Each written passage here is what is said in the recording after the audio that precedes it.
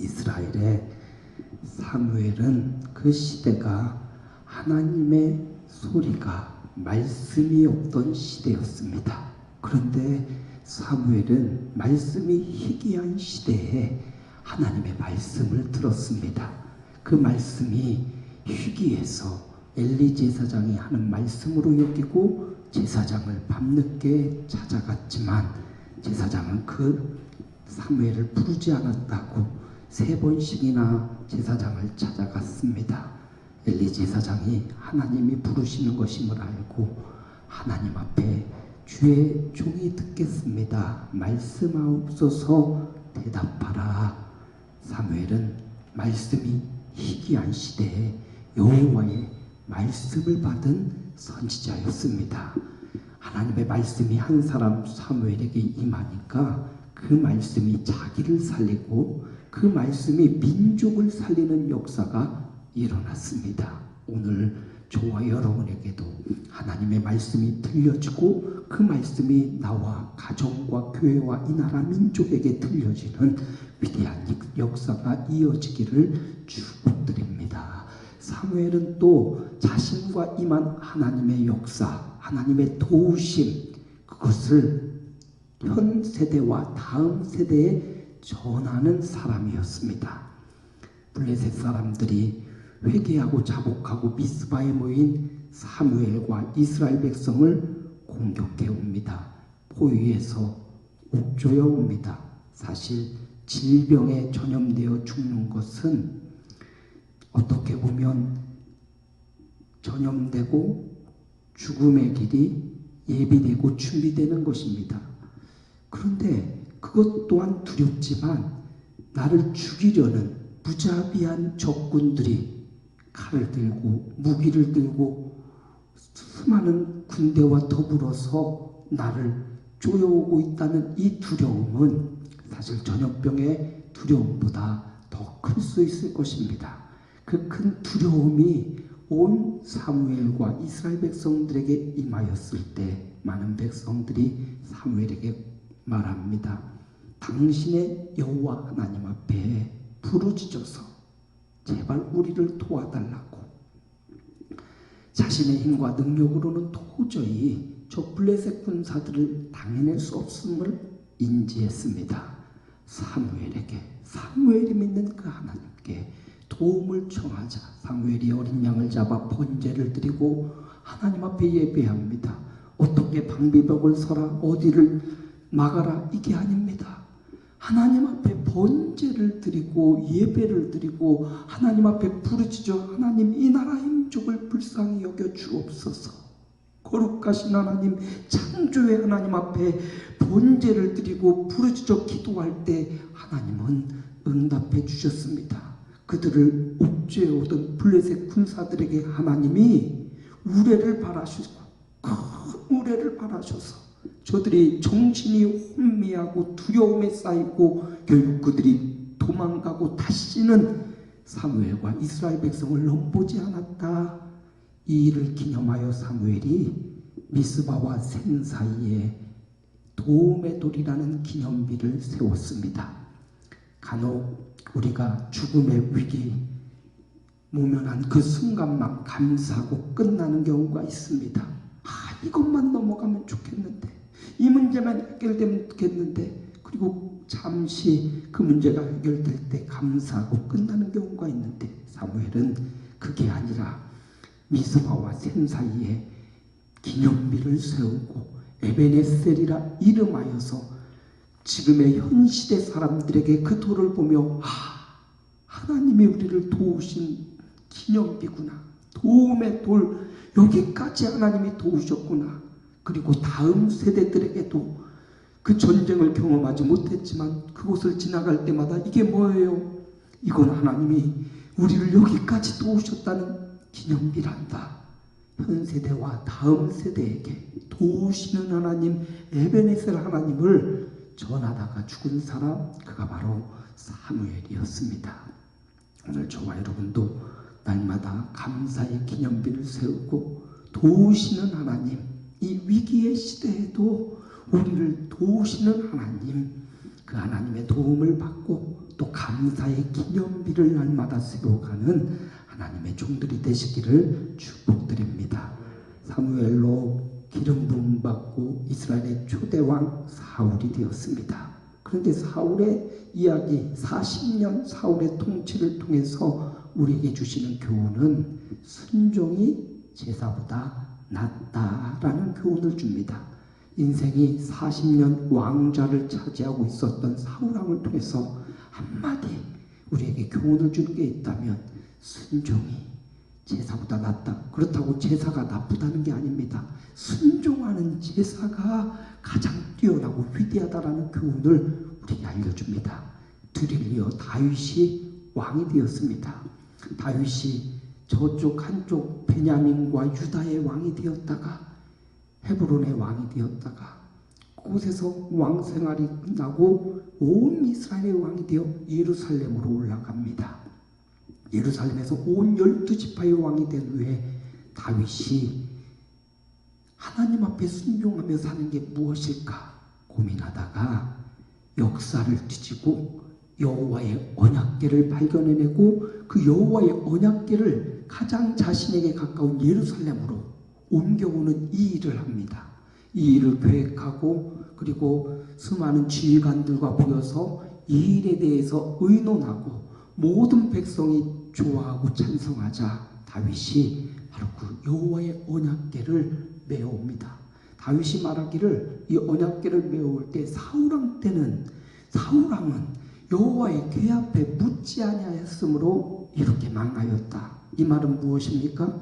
나는 또 나의 백성은 여호와의 궤를 모셔오고 그 궤 여호와 하나님 앞에 물어보고 하나님의 말씀하심에 따라 다스리고 통치하는 왕이 되겠다라는 결단이었습니다. 이 좋은 의도, 좋은 다윗의 이 의견에 따라 첫 번째 언약궤를 기럇 여라임에서 모셔오려고 굉장히 많은 준비를 했습니다. 아미나답이라는 사람의 집에 이 궤가 오랫동안 방치되어 있었습니다. 물론 아미나답과 그의 아들들이 여호와의 궤를 지키고 있었습니다. 사실 이 여호와의 궤는 사무엘의 시대, 바로 전 엘리의 시대 때 블레셋과의 전투에서 이 여호와의 보배를 가져갔다가 이 보배를 빼앗기고 말았습니다. 그래서 이 여호와의 궤가 블레셋 사람의 손에 들어가고 여호와의 궤가 가드 블레셋 사람의 땅으로 갔다가 이 여호와의 궤가 블레셋 사람의 땅 속에 있는 게 아니라 혼자 여호와의 궤가 블레셋 사람들에게 독종을 바라고 그 우상 다곤의 신전을 막 모가지를 베고 그러니까 이 사람들이 도저히 여호와의 궤를 감당할 수가 없어서 여호와의 궤를 수레에 싣고 내버려두니까 여호와의 궤가 블레셋 땅으로부터 이스라엘 땅으로 유다 땅으로 점점 와서 결국 기럇여라임이라는 아미나답의 집에서 오랫동안 방치되어 있었던 겁니다. 다윗은 이것을 발견해내고 그들이 출애굽 40년 방황하면서 모세를 통하여 받은 그 언약의 궤 그걸 생각해냈고 그 방치된 여호와의 궤를 다시금 예루살렘에 가져와야겠다.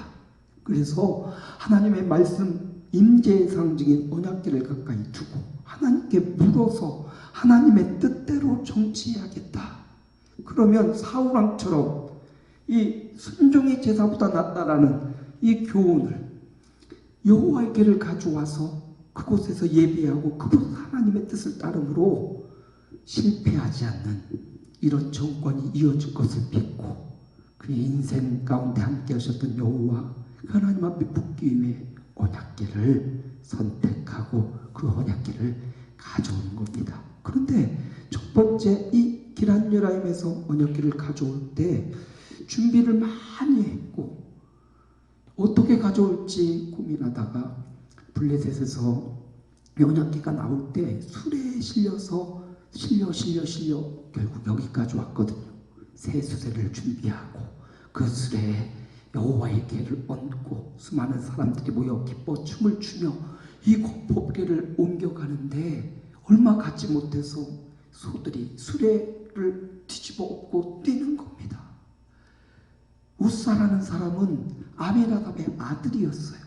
아마도 그가 가장 가까이에서 이 언약궤를 지키고 있었던 사람입니다. 그가 수레를 앞에서 몰고 있다가 이 소들이 뛰니까 여호와의 언약궤를 붙들다가 결국 그가 그 자리에서 죽임을 당하고 여호와께서 그를 치심으로 죽었더라. 그 자리에서 죽임을 당합니다.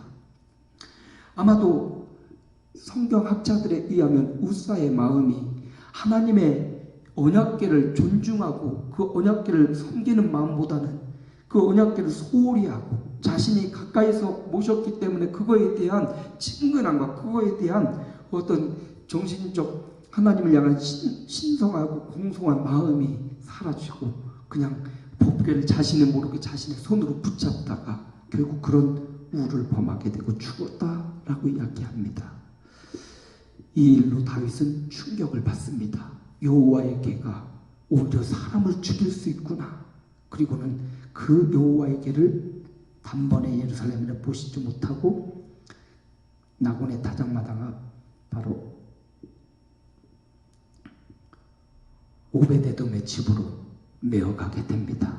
오베데돔의 집에 석 달을 있는 동안 하나님이 오베데돔에게는 그 가문에게는 큰 축복을 주는 겁니다. 신기하게도 우사는 그걸 만지다가 죽임을 당했는데 어떻게 하나님이 오베데돔의 집에는 이 복귀가 임하는데 그렇게 축복이 있을까? 다윗은 아마 이 두 가지 사건을 통해서 큰 은혜와 교훈을 받았던 것 같습니다. 공의의 하나님, 하나님을 만우리 여기고 하나님의 이름을 제 계명에 있듯이 여호와의 이름을 망령되이 일컫는 자를 죄 없다 하지 않는다고 하십니다. 그 공의의 하나님, 그러나 여호와를 귀히 여기고 존중히 여기는 아미나답처럼 여호와의 궤를 우사가 죽었는데도 그 궤를 모시고 석 달 동안 그 집에서 그 지극정성으로 여호와의 궤를 모시고 섬긴 아미나답과 그의 가족에게는 하나님의 은혜와 사랑이 충만하게 임한 걸 보고 내 생각과 내 뜻대로 여호와의 궤를 모시는 게 아니라 하나님의 명령과 그 뜻대로 내가 살아갈 때 하나님의 은혜와 사랑이 임하는구나. 다윗은 이 교훈을 깨닫고 3개월이 지나서 다시금 여호와의 언약궤, 그 두려웠던 언약궤를 다시금 모셔오려고 이제는 자기 생각, 내 뜻이 아니라 그것을 버립니다.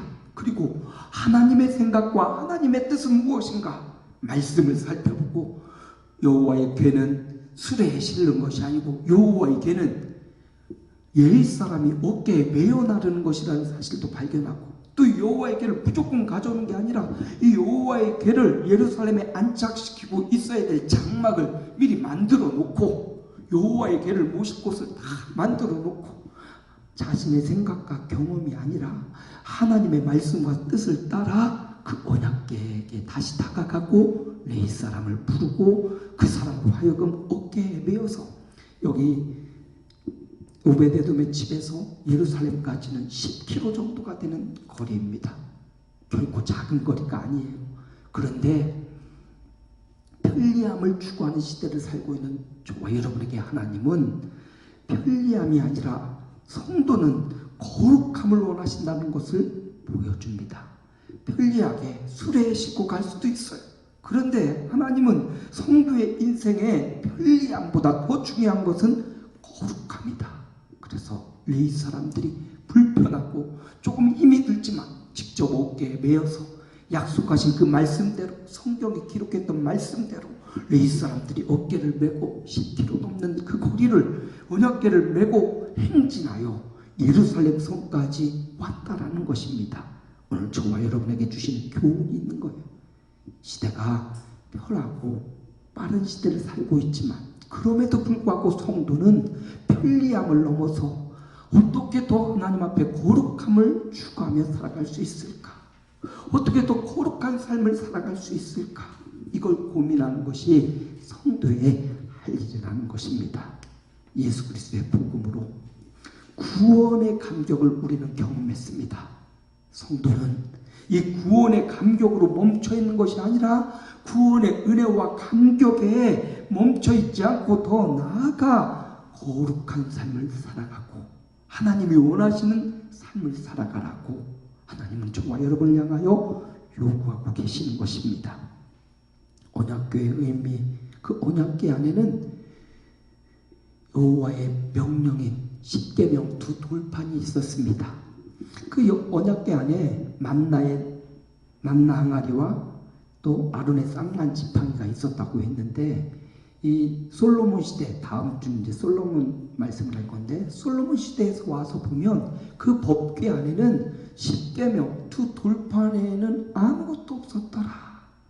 결국 광야에서 만나와 메추라기 내리는 이런 놀라운 기적, 아론의 지팡이에서 싹이 나는 기적과 이적, 이거는 있다가도 없고 없어지기도 하는 것이지만 하나님의 말씀은 그 법궤 안에 영원토록 있었더라. 이 법궤 외에는 이 두 돌판 외에는 법궤 안에 아무것도 없었더라 라는 말씀을 통해서 오늘 저와 여러분에게 하나님의 말씀은 우리의 인생에 흔들리지 않고 계속해서 추구하고 우리 인생에 붙어 있어야 된다는 사실을 우리에게 말해줍니다.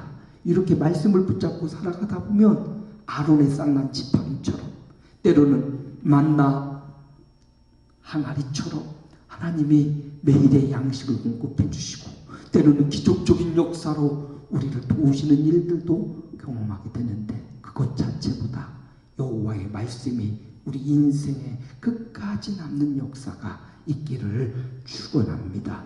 다윗은 바로 그 언약궤, 하나님의 말씀이 있는 그 언약궤를 중요하게 생각하고 그것을 사모하고 그것을 저 길한 연약부터 누군가 죽음, 희생을 보았지만 다시금 하나님의 말씀으로 돌아가서 그 언약궤를 기억고 다윗의 장막 예루살렘으로 모셔온 걸 볼 수가 있습니다.